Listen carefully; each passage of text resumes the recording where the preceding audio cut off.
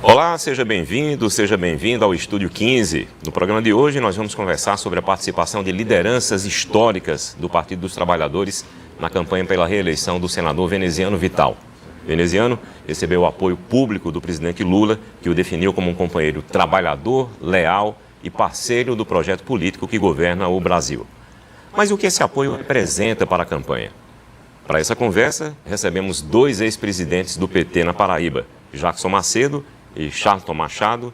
Também participa do programa o professor e analista político Flávio Lúcio Vieira, que vai nos ajudar a compreender esse cenário político da Paraíba e os movimentos desta campanha eleitoral.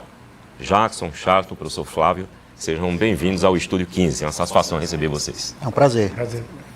Como é que está a situação do PT, a inserção do PT dentro da campanha política da Paraíba hoje? Charlinho? Bom, a campanha do presidente Lula tem buscado dialogar com todos os candidatos, né, que apoiam o seu nome, o seu projeto de reeleição. Então isso tem sido muito importante, né? Nós temos feito fazendo uma campanha ampla, uma campanha de forte mobilização, de participação entre os setores diversos da sociedade. É uma campanha que procura dialogar com todos os segmentos, né? E principalmente com os partidos e com os candidatos aliados, independente de que aliança esses candidatos estejam. É o caso aqui da Paraíba, com a candidatura de João Azevedo ao Senado e a candidatura de Veneziano Vital do Rego. Então são dois nomes que se projetam nesse campo político, apoiando a candidatura do presidente Lula e que nós temos atribuído também do ponto de vista da nossa participação e do nosso apoio. É muito comum ver o discurso de alguns políticos aqui na Paraíba, um discurso totalmente voltado para o lado da esquerda, um progressista, mas quando chega em Brasília o discurso é outro, né? O que é que acontece com a cabeça desse pessoal?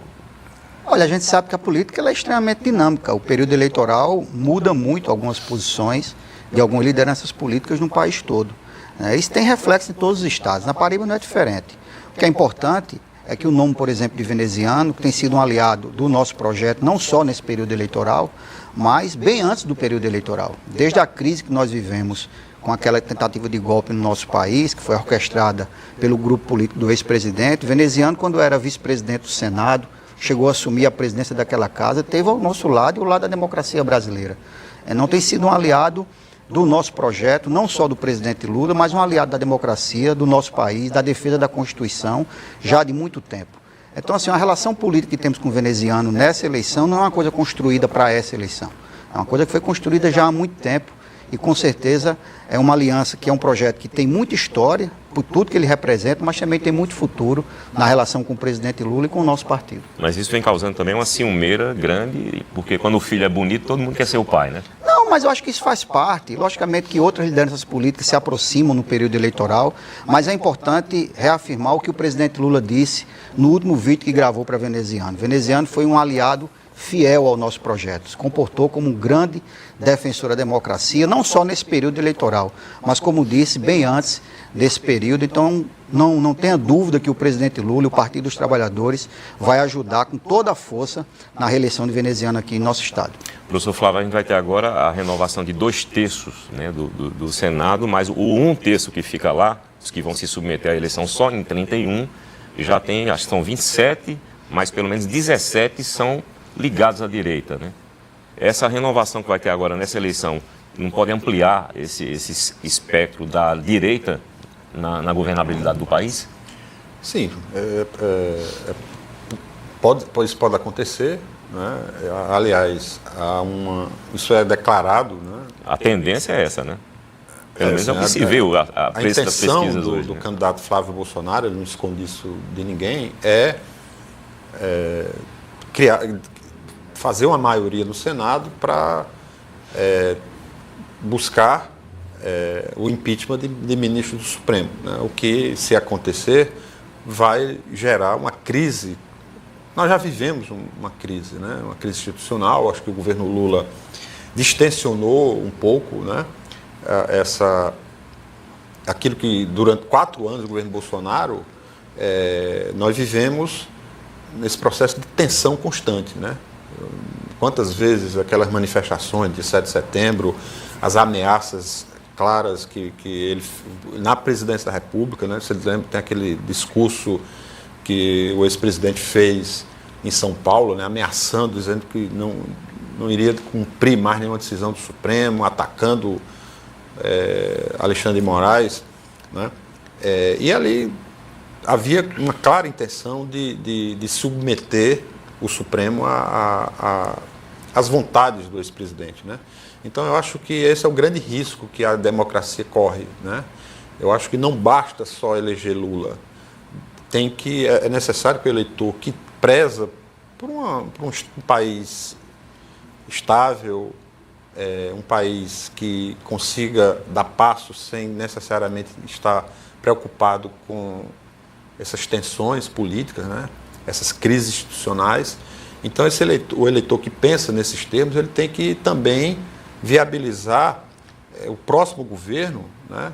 A eleição de Lula, mas também que dê a ele condições de governar com certa tranquilidade, né? Porque o que acontece normalmente quando o eleitor, por exemplo, o lulista, ele vota em candidatos que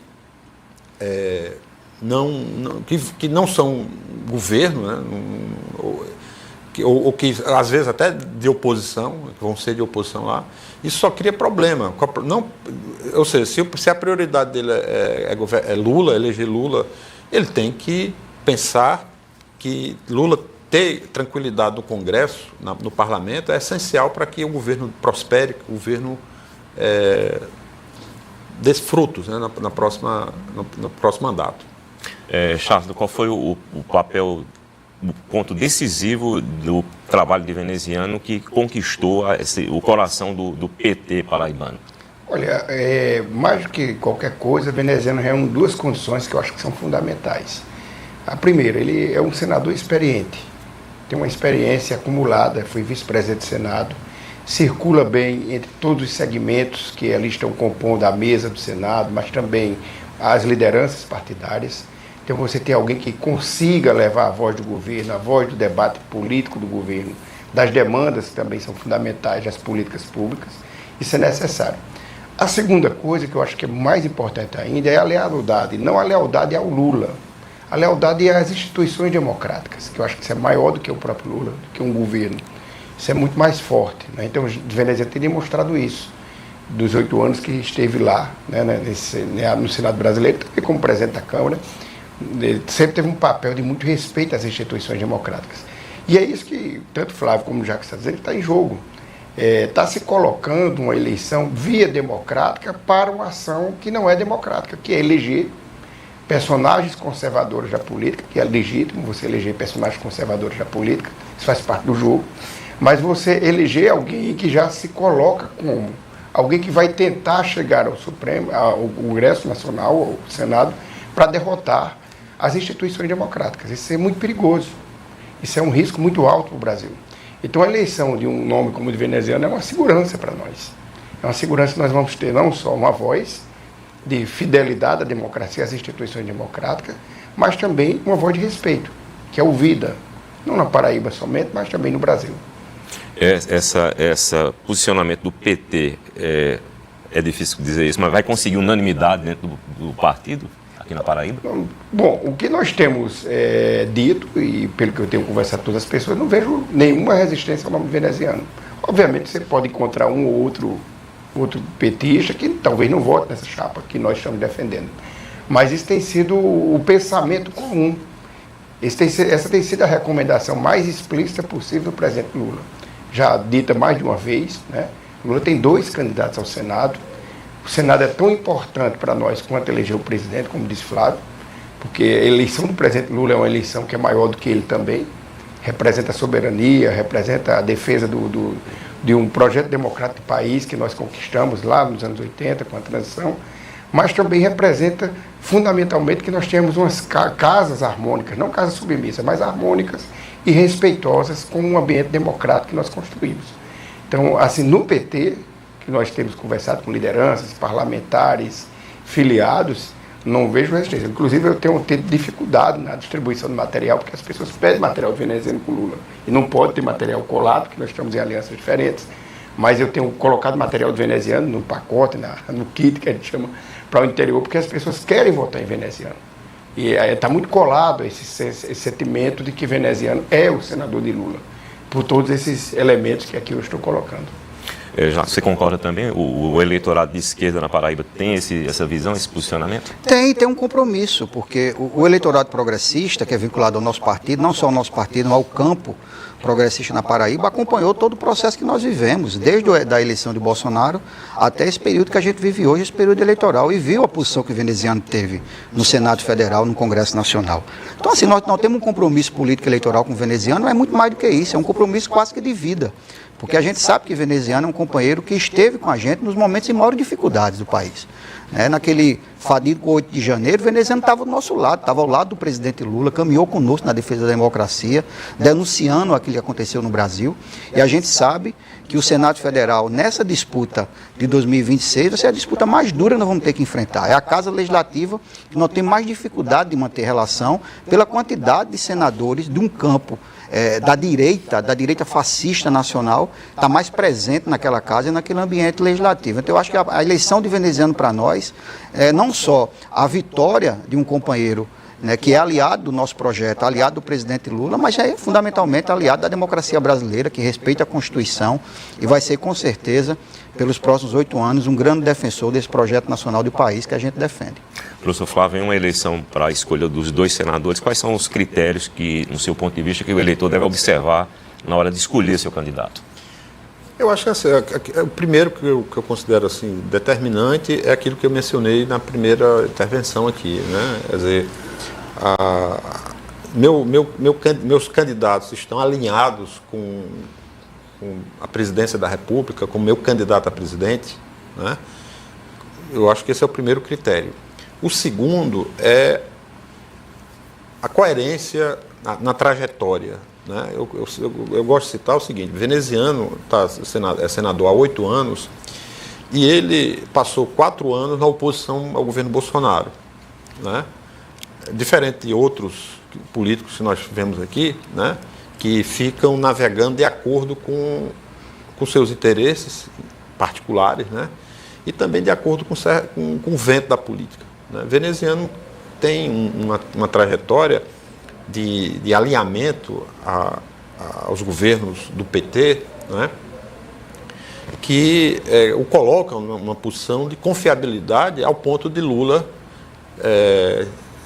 mesmo o PT na Paraíba estando em outro palanque, né, o Lula grava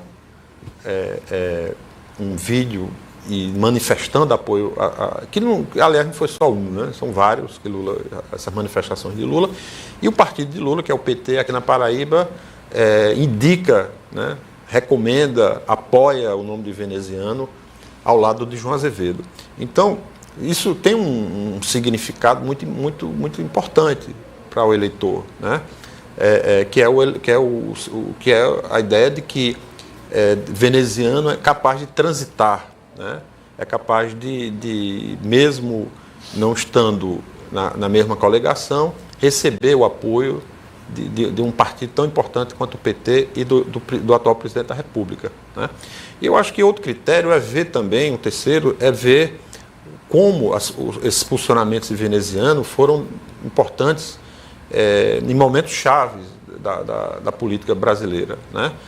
Jackson lembrou en passant aí o episódio de 8 de janeiro, né? Que veneziano era vice-presidente do Senado, mas nesse dia específico ele assumia a presidência, né? E veneziano não houve nenhuma dubiedade nos posicionamentos dele. Ele foi muito explícito, muito claro,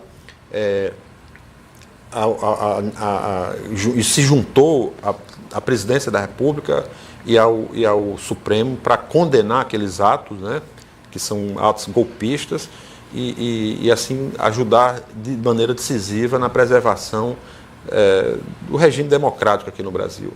E por fim, eu acho que é importante também ver, assim, veneziano é um dos políticos hoje que mais consegue recursos e mais transfere recursos para as prefeituras, né?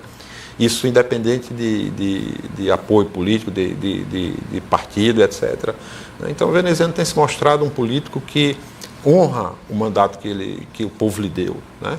E eu acho que esses 4 critérios, observados, indicam a necessidade de reeleger veneziano. Né? Deixa eu dar um pouquinho de lenha na fogueira. O Nabor Vanderlei, ele apareceu numa assembleia do PT, discursando. Como é que pode explicar aquilo dali? Bom, o convite foi extensivo a todos os candidatos que estão na nossa aliança. Né? Todos os candidatos. Nós estamos numa aliança formal. Então não há nenhuma dubiedade quanto a isso. Mas o veneziano esteve também presente. Circulou com a militância, conversou com os filiados, foi convidado para falar também. Por motivo de uma agenda que ele tinha naquele mesmo dia, ele saiu mais rápido. Né? Mas é o candidato que é passado pela militância. Né? Inclusive, nós temos cobrado muito dele essa participação nos fóruns de que o PT está se colocando. Inauguração do comitê, convenção, né? Participação de outros eventos, porque é muito importante. Há um reconhecimento nosso de veneziano e há uma militância nossa com vontade demais de votar em veneziano. Então, assim, não há contradição contra isso. Todo mundo sabe qual é a aliança que a gente está.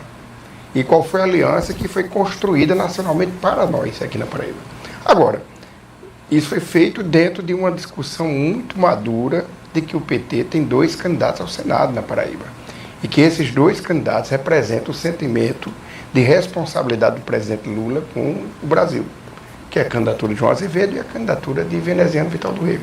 Isso aí não foi, nós nunca escondemos isso de ninguém. E temos respeitado esse pacto de uma forma muito correta, né? E tem sido o que nós temos feito do ponto de vista dos debates internos, das discussões estaduais, do debate com a militância, com os pré-candidatos. Me parece quase todos, eu não conheço nenhum pré-candidato que defenda outra candidatura ao Senado que não seja essas 2. Então, assim, nós estamos muito tranquilos quanto a isso. E acredito que veneziano também, né? Porque ele sabe a responsabilidade e o compromisso que tem o PT com aquilo que o Lula definiu que era estratégico para o país, que é eleger 2 senadores que representam um sentimento de responsabilidade com a democracia. Mas eu queria colocar outra coisa que eu acho que o Flávio colocou que é importante. Veneziano é da nossa geração, né? Quase que estudamos juntos, praticamente, né? Por disciplinas diferentes, mas veneziano, poucas pessoas sabem disso. Ele chegou a cursar ciências sociais no começo. Chegou fazendo ciências sociais, depois foi para direito, né, na estadual. E se você faz uma leitura da trajetória política de veneziano nunca militou em partidos de direita. Isso é muito importante, se diga também.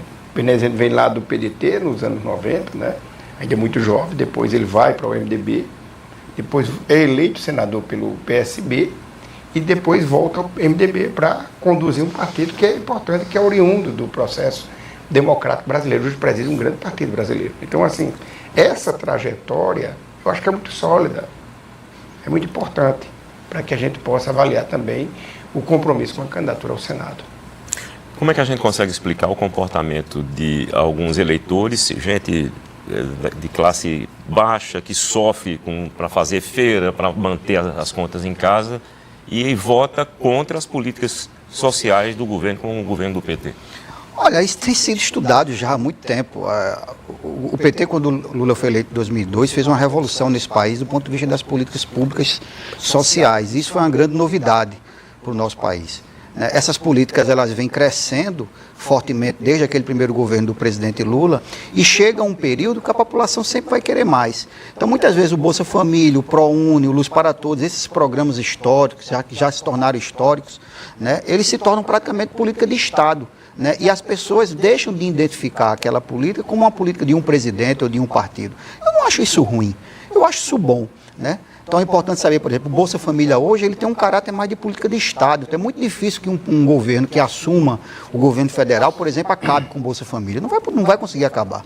Agora o PT tem que ter a compreensão, eu acho que tem tido, e o presidente Lula no seu programa de governo desta eleição, que eu tive cuidado de ler, está sugerindo coisas além desses programas que foram iniciados ali em 2003. Eu acho que o grande desafio do PT, o grande desafio do presidente Lula é construir um quarto mandato para ele que traga inovação renovações do ponto de vista das políticas públicas, quer sejam políticas sociais, educacionais, né, políticas de infraestrutura. A gente tem que levar novidade para a vida das pessoas, para que as pessoas possam realmente compreender que esse projeto de país, que não só é um projeto de defesa da democracia, que é importante dizer, que essa eleição é a afirmação da democracia brasileira, mas é um projeto de país que vai melhorar mais ainda a vida das pessoas, como melhorou. O presidente Lula, quando assumiu agora um terceiro mandato, mais uma vez tirou o país da lista terrível da pobreza e da miséria do Brasil. Hoje o Brasil sai definitivamente dessa lista, né, de países que estão abaixo da linha da pobreza. Eu acho que nós temos que construir agora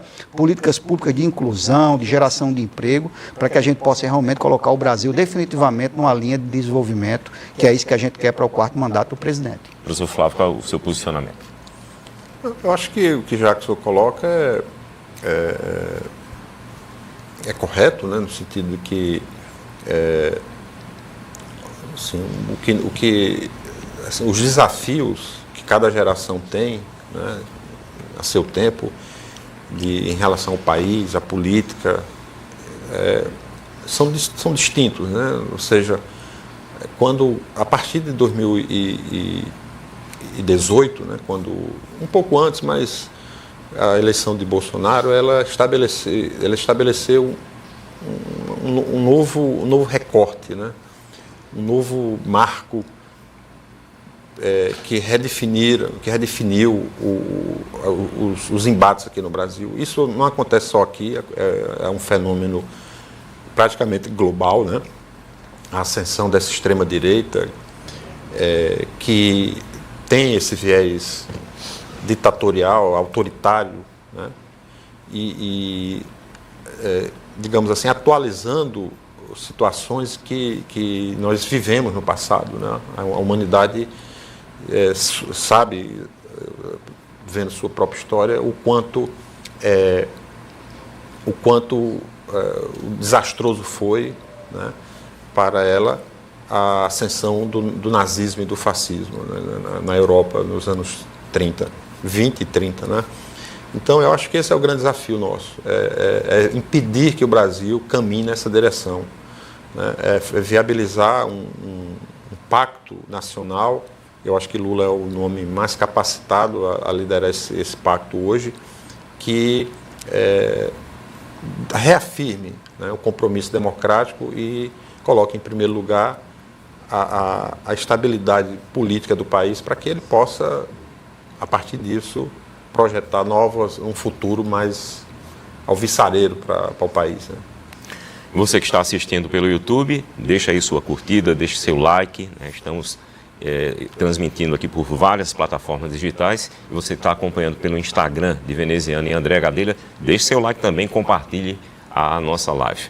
Ainda sobre a questão do PT, a renovação do PT, das lideranças futuras do PT. Lula está agora concorrendo ao seu 4º mandato como presidente, mas quem vai suceder?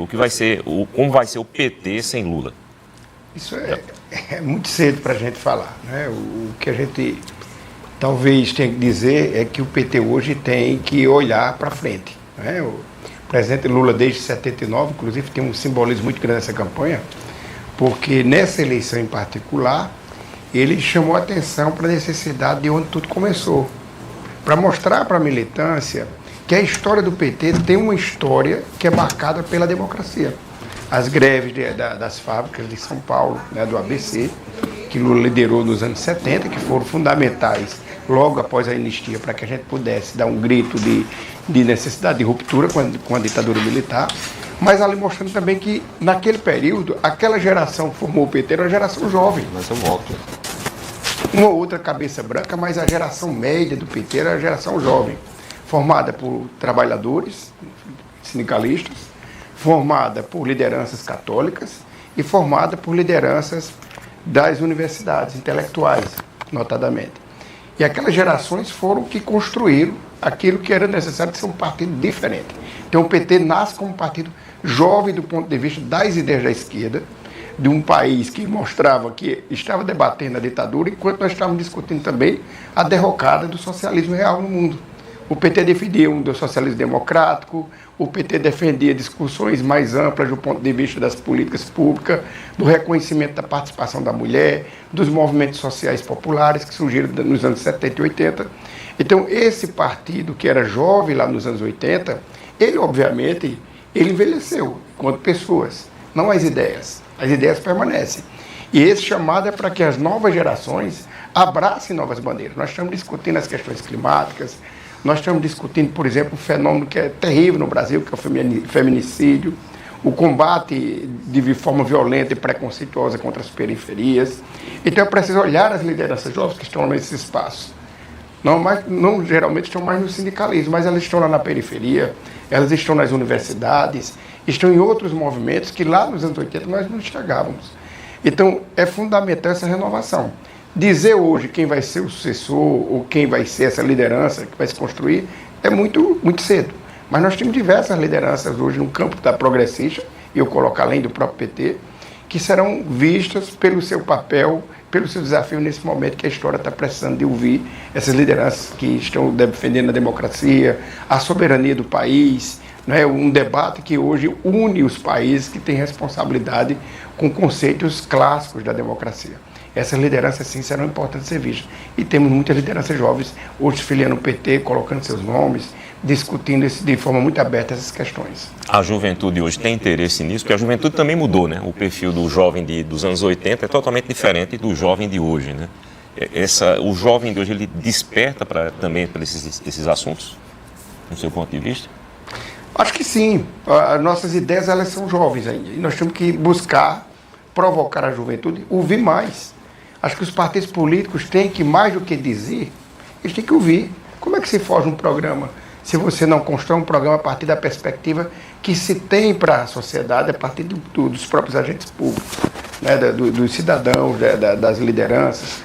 Então você tem que começar a ouvir essas questões. Nós tivemos, por exemplo, um crescimento muito grande de lideranças jovens do movimento trans no Brasil, do movimento periférico, do movimento negro, né, dos movimentos de cultura, jovens que estão se colocando no país. Então, eles são muito importantes. Eles estão dizendo ao PT que é muito mais importante discutir uma cultura que está na periferia, que é muito mais importante alargar o debate conceitual que nós tínhamos de gênero lá nos anos 80. Hoje as questões são maiores. Então, o PT está aprendendo esse novo ciclo histórico. E isso é fundamental para nos tornar um partido velho, né? Mas nossos princípios, a defesa de um país soberano, democrático, de igualdade, isso permanece, e eu acho que essas ideias não envelhecem.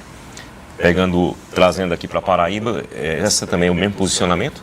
Sem dúvida, eu acho que o PT busca cada dia, como o professor Charles falou, buscar a sua renovação, a renovação dos seus quadros. Logicamente que isso é um processo permanente, isso não é uma coisa que acontece, né, da noite para o dia. A gente sabe que a grande questão hoje no PT é se existe vida no PT pós o presidente Lula. E o PT está se preparando para isso. A gente sabe que é a última eleição que o presidente Lula vai disputar. Lula disputou todas as eleições democráticas que aconteceram no Brasil pós-ditadura militar. Então é um quadro político extremamente importante, o mais importante do PT, mas o PT tem uma missão, logicamente, que é renovar a política, não só a política da construção interna do partido, mas também dos seus quadros. Eu acho, como o professor Charles falou, nós temos grandes nomes que chegaram no PT, que já estão no PT e que têm plenas condições de tocar o partido pelos próximos 10, 20, 30 anos. Liderança como a Haddad, por exemplo, uma grande liderança do nosso partido, né? Se demonstra ser uma pessoa que é extremamente capacitada para assumir um protagonismo político no PT, e tenho certeza que o PT vai ter esse cuidado, essa cautela, a partir do 4º mandato do presidente Lula, de buscar renovar mais ainda seus quadros para construir o seu futuro no nosso país. Nesse governo que está terminando agora, do presidente Lula, foi um governo que foi eleito por uma aliança, e boa parte dessas pessoas que compunham essa aliança foram para o governo, para o ministério, mas acabou parecendo pelo menos um fogo amigo, né? Muita gente dentro do próprio governo, ministros, gente dentro de cargos importantes do governo, trabalhando contra o próprio governo. Isso não é um risco, professor Flávio? Sim, sem dúvida. Eu acho que o governo ele precisa ter o máximo de unidade possível, né? Assim, eu acho que o problema que nós, não sei, como país, né? instituições que nós construímos no pós-ditadura de 1964, foi estabelecendo uma forma de gerir as administrações, de encaminhar esses consensos, né, ou pelo menos consensos mínimos aqui no país, né, e fez surgir um grupo de políticos no parlamento que, independente de que seja o governo, ele está sempre apoiando, né, ou pelo menos... Só que veja, é importante ver esses partidos, alguns partidos, né, os republicanos, por exemplo, né, é um partido que está e não está na base do governo. Existem, como republicanos, existem outros partidos, claro, né? Só lembrar, os republicanos e os progressistas apoiaram a candidatura de Jair Bolsonaro em 2022. Não só apoiaram, eles estavam na coligação, né? Eles fizeram parte dos partidos ali, junto com o PL, que deu apoio ao ex-presidente, né? E agora esses partidos se deslocam para uma aproximação com o governo Lula, né? Mostrando que essas diferenças, quando existem, elas não fazem lá não tem muita importância, né? Eu acho que essa é uma questão que eu acho que precisa insistir com o eleitor, principalmente, porque essa situação não acontece ao acaso, né? O eleitor não é forçado a votar no presidente de um partido e no senador de um partido que vai fazer oposição ou que tem essa postura um tanto dúbia, né? Enfim, então eu acho que isso é um aprendizado, é um processo de experiência que o eleitor vai estabelecendo, né? Mas eu acho que enquanto nós não superarmos isso, né? Essa dificuldade que é dificuldade para os governos, né? Desde Sarney, assim, Fernando Henrique, Collor, Fernando Henrique, Lula, Dilma, Bolsonaro também, né? E agora esse mandato de Lula. Então eu acho que é preciso apostar mais na educação política do povo, né?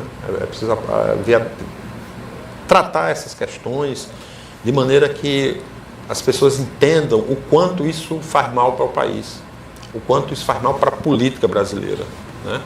Eu acho que talvez a gente consiga resolver, ou pelo menos encaminhar essa superação a superação desses dilemas nos próximos anos, né? Só lembrando aqui o que Jackson falou também, né? Assim, o PT,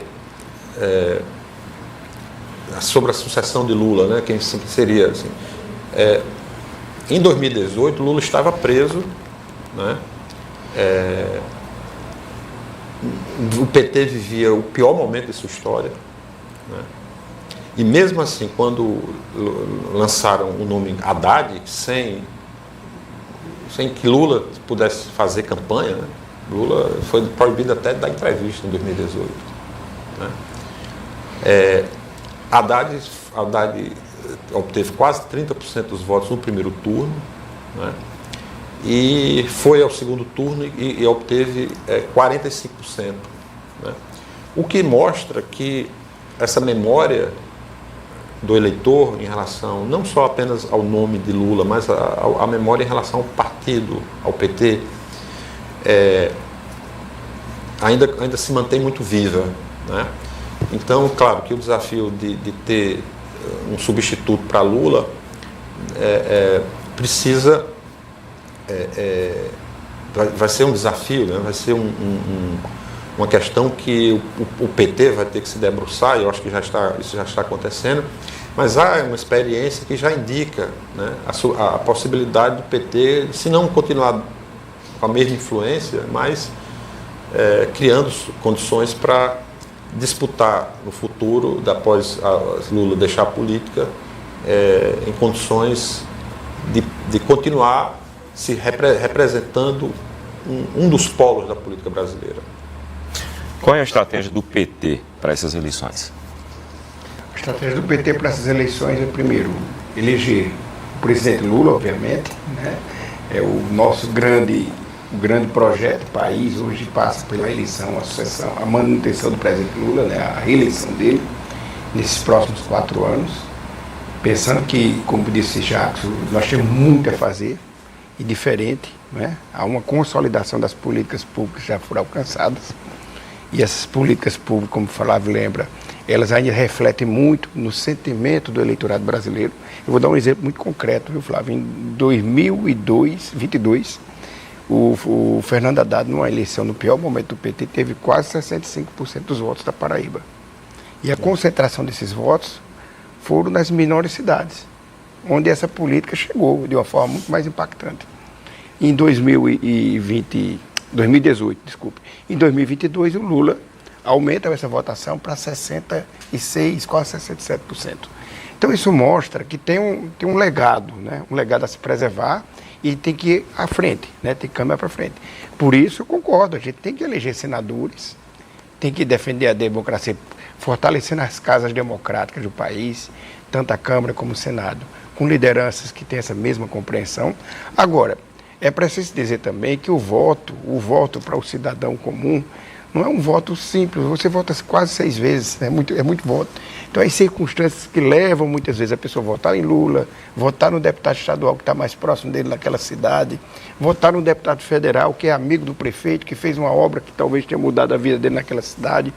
Então, esse cruzamento de uma representação política não é fácil, né?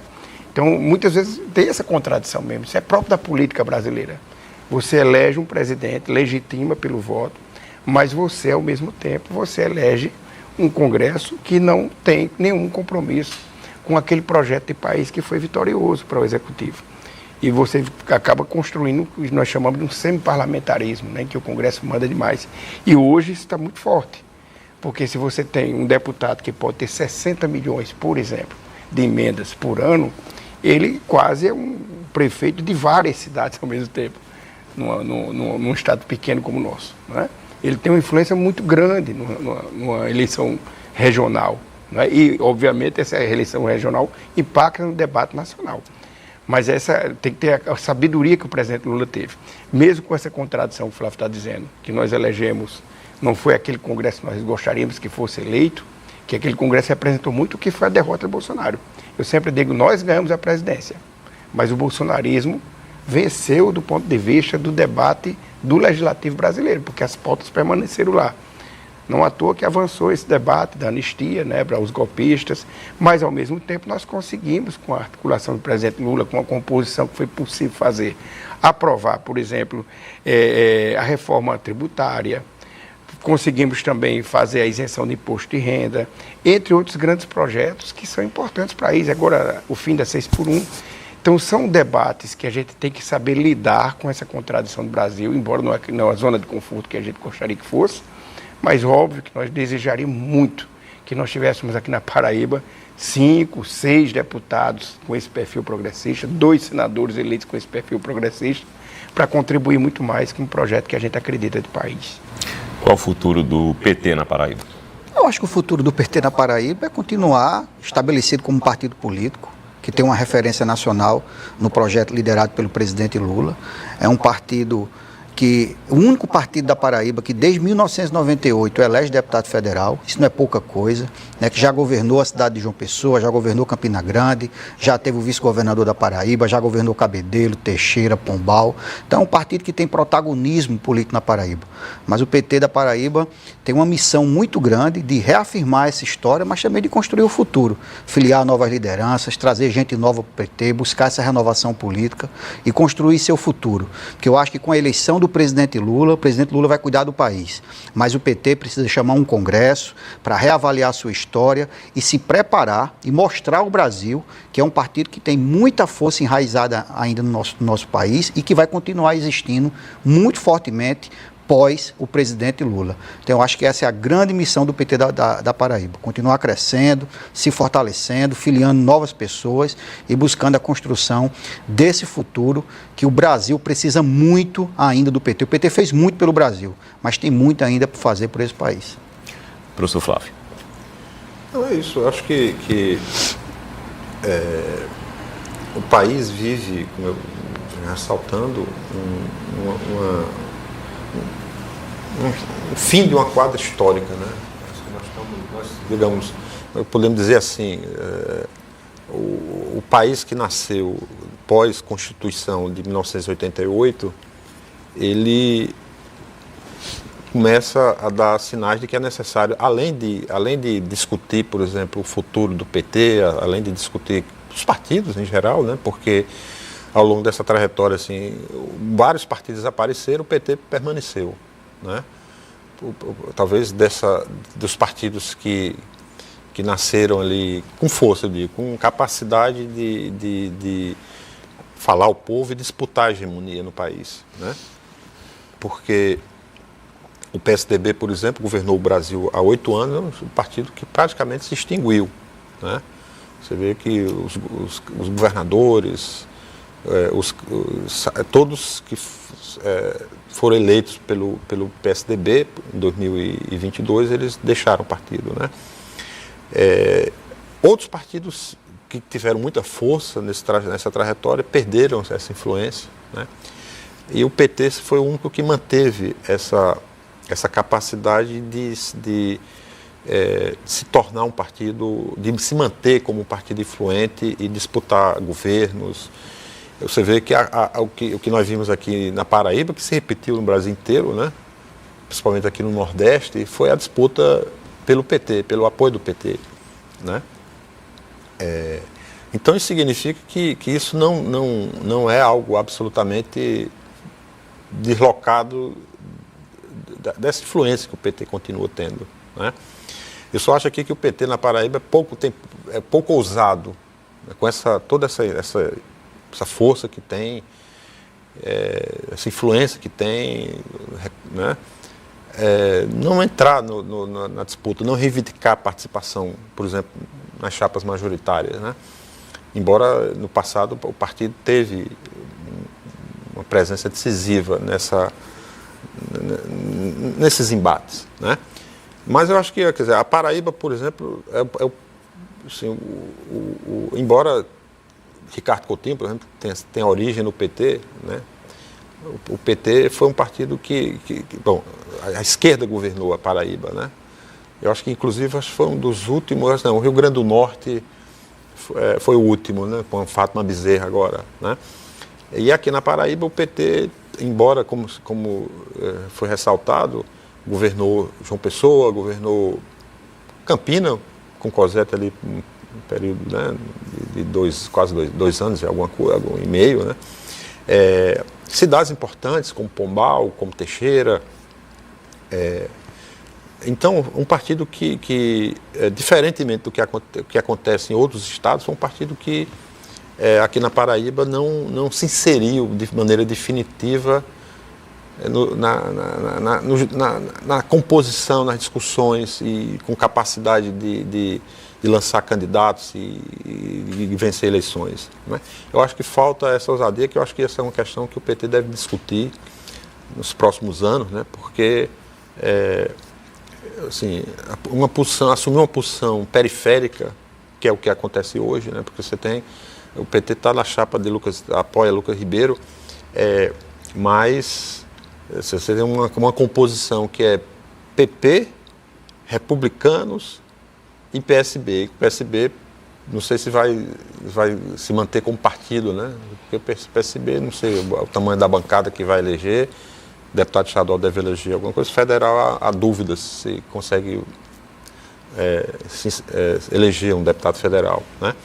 Então, assim, assim, o que se vê hoje, o que se projeta hoje, caso haja uma vitória de Lucas Ribeiro, é uma hegemonia desse campo conservador aqui na Paraíba, que é uma coisa que já, digamos assim, pelo menos vai completar 16 anos, desde que Ricardo Coutinho se elegeu em 2010, né, com a conclusão agora do governo de João Azevedo, nunca nós vivenciamos, né?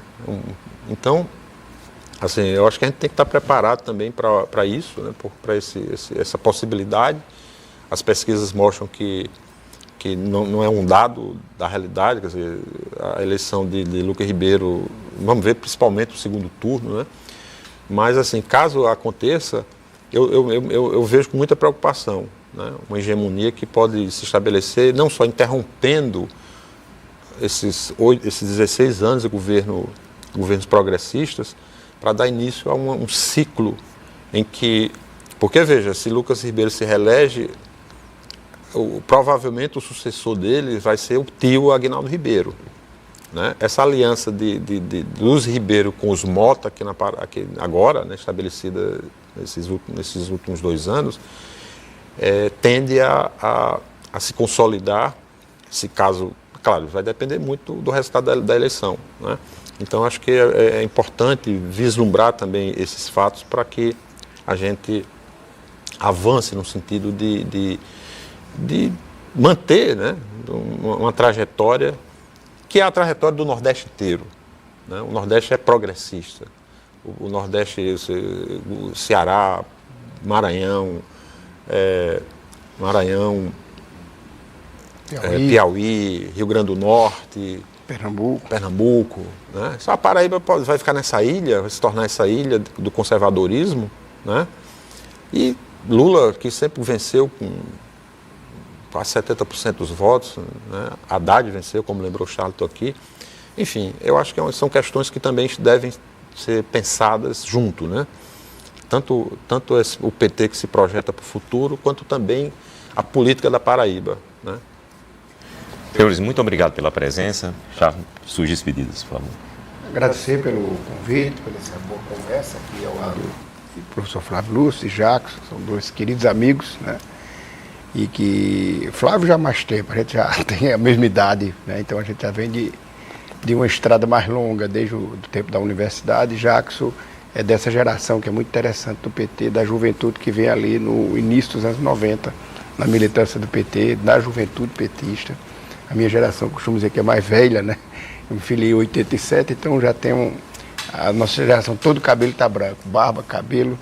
Então, assim, é um momento importante, porque a gente é um reencontro de ideias que eu acho que é o ambiente mais saudável da discussão política. É esse, né? A política é se discutir com maturidade, com divergências, mas ao mesmo tempo com posições respeitosas àquilo que a gente entende que deve ser o mais central, que é debater. Muito obrigado por ter aceito o nosso convite e fique à vontade. Olha, é um prazer estar aqui. Eu queria mandar um recado para toda a base militante do PT, os filiados do nosso partido, os eleitores do presidente Lula. Abram aí o celular, dêem um Google e pesquisem Veneziano Vital do Rego durante aquele período que nós vivemos aqui de uma tentativa de golpe no Brasil. Pesquise e veja aonde estava Veneziano, ao lado do presidente Lula, ao lado da democracia brasileira, na defesa da Constituição do nosso país. Vejam os outros candidatos onde estavam, em cima do muro, não apareciam, não queriam aparecer, não colocavam sua opinião sobre aquele momento difícil que o Brasil vivia, mas Veneziano, como vice-presidente do Senado, colocou a cara, defendeu o Brasil, defendeu a democracia e defendeu o projeto liderado pelo presidente Lula. Então, quem vota em Lula na Paraíba tem que votar em Veneziano para o Senado Federal. Grande abraço. Professor Flávio, muito obrigado mais uma vez pela presença. Eu que agradeço e vou seguir nesse rumo aí que Jackson abriu, né? Eu acho que vamos comparar, né? Eu acho que é um bom exercício para percebermos o que está em jogo agora nessa eleição, né? Porque vamos pensar assim, a presidência de Hugo Mota foi uma presidência favorável ao governo Lula. Eu acho que criou problemas ou ofereceu soluções. Você vê o seguinte, agora Lula está negociando, né, com tanto o presidente da Câmara como o presidente do Senado, a votação do projeto das blusinhas, né, que foi editada a medida provisória, né? No Senado, especificamente, está lá engavetada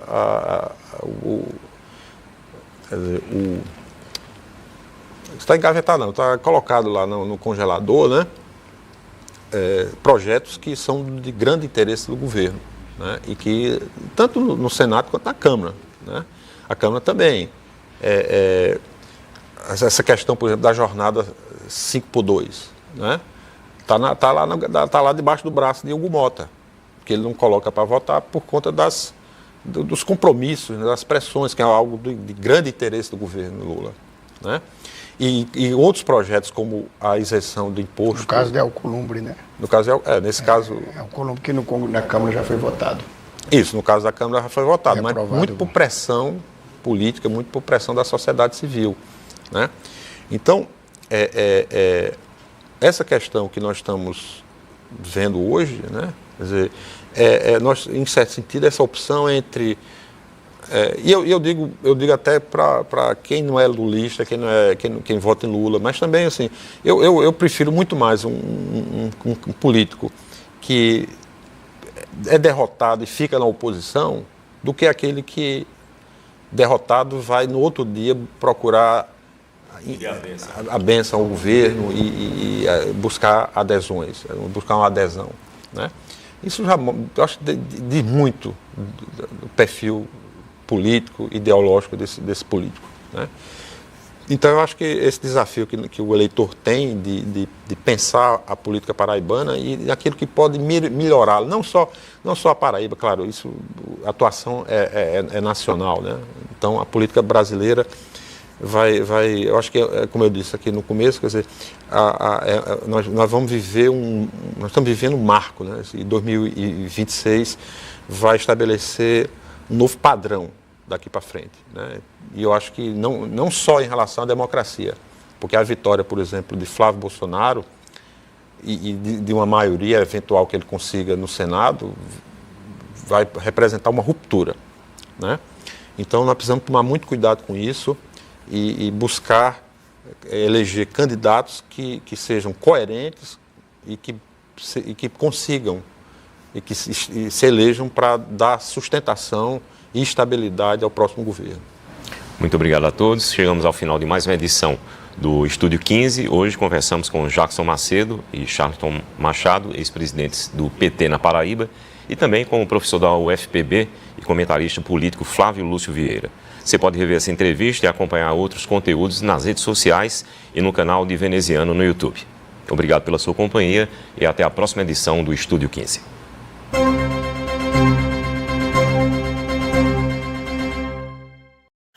Para seguir trabalhando pelo Brasil e pelo povo da Paraíba, é preciso reeleger senadores e senadoras preparados e aliados com o nosso projeto. Por isso, eu quero pedir o seu voto a um companheiro trabalhador, leal e parceiro nesses últimos 8 anos com o Brasil. Por isso, vote veneziano para senador da República. Estamos prontos para muito mais. Presidente, eu quero lhe agradecer mais uma vez e dizer, como tenho dito a todos os seus amados paraibanos e paraibanas, a nossa relação não é só política, ela é, acima de tudo, de confiança, de carinho, e nós vamos, com as graças de Deus, ter uma grande vitória. Muito obrigado pelo gesto, presidente. Obrigado, querido.